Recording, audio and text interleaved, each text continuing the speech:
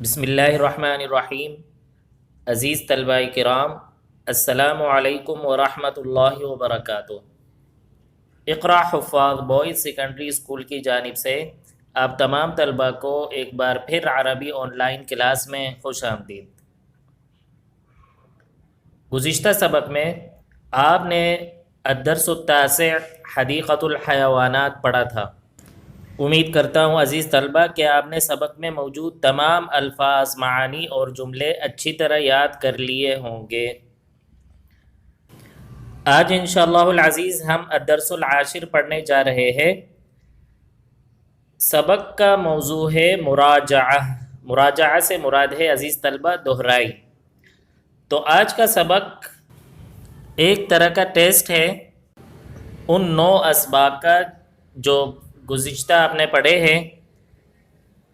یہ سبق 7 تدریبات پر مشتمل ہے، اس میں کوئی نئی چیز نہیں ہے، یہ تمام وہ الفاظ ہیں اور وہ جملے ہیں جو کہ آپ نے گزشتہ اسباق میں پڑھے ہیں۔ تو آئیے عزیز طلبہ، میں آپ کو ہر تدریب کے متعلق بتا دیتا ہوں کہ کس طریقے سے یہ تدریبات حل کرنی ہیں۔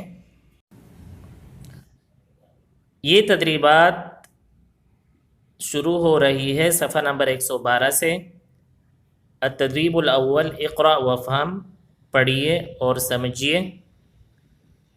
یہ تدریب 10 جملوں پر مشتمل ہے جن کا آپ نے اردو میں ترجمہ کرنا ہے، اور آپ کو معلوم ہے کہ کسی بھی جملے کا ترجمہ کرنے کے لیے آپ کو جملے میں موجود الفاظ کے معانی یاد ہونے چاہیے یا معلوم ہونے چاہیے۔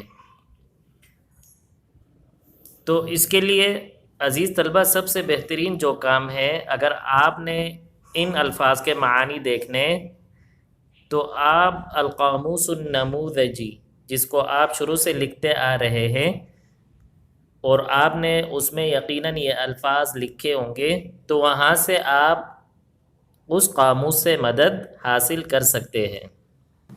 تو آئیے عزیز طلبہ بطور مثال کچھ جملوں کا ترجمہ مل کر کرتے ہیں۔ جملہ نمبر 1، الحصان فی الحدیقۃ۔ جی، الحصان سے مراد، شاباش، گھوڑا۔ فی سے مراد میں، اور الحدیقہ سے مراد باغ۔ تو جملہ کیا بنا؟ شاباش، گھوڑا باغ میں ہے، بالکل درست جواب۔ جملہ نمبر 2، یشرب الابن اللبن۔ جی عزیز طلبہ، یشرب سے مراد کیا ہے؟ شاباش، پیتا ہے۔ الابن، الابن سے مراد بیٹا، اللبن سے مراد دودھ۔ تو یشرب الابن اللبن کیا ترجمہ بنے گا؟ بیٹا دودھ پیتا ہے۔ اگلا جملہ ہے ہذہ لوحۃ المواعید۔ ہذہ سے مراد یہ، لوحۃ المواعید، بالکل شاباش، بورڈ برائے نظام الاوقات۔ تو کیا ترجمہ بنا اس جملے کا؟ یہ بورڈ برائے نظام الاوقات ہے۔ تو بقیہ جملوں کا ترجمہ آپ خود کریں گے، ترجمہ لکھنے کی ضرورت نہیں ہے اس تدریب میں، صرف آپ نے کسی بڑے کو یہ ترجمہ سنانا ہے۔ التدریب الثانی، استخدم هذا وهذه مع الكلمات المذکورة كالمثال۔ آپ کے سامنے مختلف الفاظ ہیں، آپ نے ان الفاظ کے ساتھ هذا یا هذه استعمال کرنا ہے۔ هذا اور هذه کا ایک ہی معنی ہے، یہ، اور انگریزی میں this کہتے ہیں۔ هذا کس کے ساتھ استعمال ہوگا اور هذه کس کے ساتھ استعمال ہوگا؟ تو عزیز طلبہ میں آپ کو بتاتا چلوں، هذا مذکر اسما کے ساتھ آپ استعمال کریں گے اور ہذہ مؤنث اسما کے ساتھ۔ اب ہمیں کیسے معلوم ہوگا یہ لفظ مذکر ہے یا مؤنث؟ تو یہ تو نام کے ذریعے معلوم ہو جاتا ہے کہ یہ مذکر ہے یا مؤنث۔ مثال کے طور پر خالد، حامد، زید، یہ سارے مذکر ہے، اور فاطمہ، زینب، عائشہ، یہ اسما کیا ہے؟ مؤنث۔ تو مذکر کے ساتھ عزیز طلبہ آپ نے ہذا استعمال کرنا ہے، اور مؤنث کے ساتھ ہذہ، جیسے ھذا زید، ھذا خالد، اور اسی طرح مؤنث کے لیے ھذہ فاطمہ یا ھذہ زینب۔ نام کے علاوہ دیگر جو الفاظ ہیں ہمیں کیسے معلوم ہوگا؟ مثال کے طور پر چیزوں کے نام ہے یا اور بھی الفاظ ہے، ہمیں کیسے معلوم ہوگا یہ مذکر ہے یا مؤنث؟ تو اس کے لیے عزیز طلبہ آپ نے لفظ پر غور کرنا ہے۔ اگر لفظ کے آخر میں گول تا ہو، گول تا، چھوٹی تا یعنی، تو اس صورت میں وہ لفظ مؤنث ہوگا، اور اگر ان کے آخر میں گول تا نہیں ہے، کوئی اور حرف ہے، تو اس صورت میں یہ لفظ مذکر ہوگا۔ تو مذکر اسم کے ساتھ کیا استعمال کرنا ہے عزیز طلبہ؟ ھذا، شاباش، اور مؤنث اسم کے ساتھ ھذہ۔ اب مثالیں آپ کے سامنے موجود ہے۔ شاحنۃ، جی یہ لفظ مذکر ہے یا مؤنث؟ مؤنث۔ کیوں مؤنث ہے بیٹا یہ؟ کیونکہ آخر میں گول تا ہے، شاباش۔ تو اس صورت میں ہم اس کے ساتھ کیا استعمال کریں گے؟ ھذا یا ھذہ؟ ھذہ استعمال ہوگا۔ دوسری مثال، دجاج مذکر ہے یا مؤنث؟ جی عزیز طلبہ مذکر ہے، بالکل۔ تو اس کے ساتھ ہم ھذا استعمال کریں گے یا ھذہ؟ ھذا استعمال ہوگا۔ تو بقیہ الفاظ میں بھی آپ نے یہی کرنا ہے۔ اس کے بعد التدریب الثالث ہے، یہ تدریب 2 صفحوں پر مشتمل ہے۔ آپ نے 6 چیزوں کے نام لکھنے ہیں جو آپ سے مانگی گئی ہے۔ کیا کیا چیزیں مانگی گئی ہے؟ آئیے دیکھتے ہیں۔ سب سے پہلے اذکر 6 اشیاء توجد فی حجرۃ الدراسہ، کلاس روم میں موجود 6 چیزوں کے نام آپ نے عربی میں لکھنے ہیں۔ پہلا سبق تھا یہ ہمارا حجرۃ الدراسہ، تو اس سبق سے 6 چیزوں کے نام عربی میں لکھنے ہیں۔ وَاذْكُرْ 6 أَشْيَاءٍ قَرَأْتَ عَنْهَا فِي الدَّرْسِ الطبیب، الطبیب کے سبق میں موجود 6 چیزوں کے نام عربی میں لکھنے ہیں۔ اعضاء جسم کے علاوہ باقی جو چیزیں ہیں ان میں سے 6 آپ نے اسماء لکھنے ہیں، چیزوں کے نام یعنی، ٹھیک ہے۔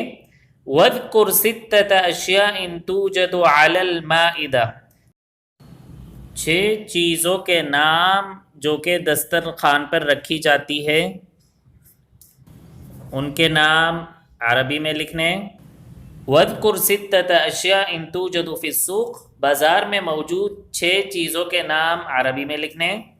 وَاذْكُرْ 6 أَشْيَاءٍ قَرَأْتَ عَنْهَا فِي الدَّرْسِ الْبَيْتِ، البیت کے سبق سے یعنی البیت کے سبق میں جو چیزوں کے نام یا جن چیزوں کے نام آپ نے پڑھے ہیں ان میں سے 6 چیزوں کے نام عربی میں لکھنے۔